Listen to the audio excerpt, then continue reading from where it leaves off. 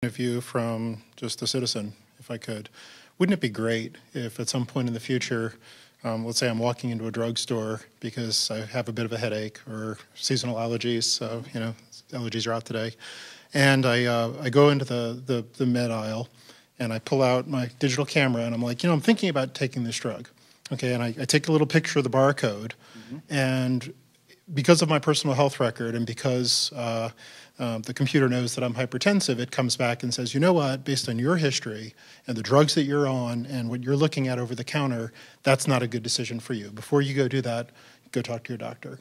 And what that does is it brings into a given point something actionable that brings together a full life history. And I think the notion of this lifelong record, as we're hearing more and more about, and as things like the National Health Information Network will enable, it's about making that actionable. And that means individuals taking responsibility and being able to interact with that data. That means as I make those personal decisions when I go and sit down with my doctor, having things that were done outside the system be available within that IT infrastructure.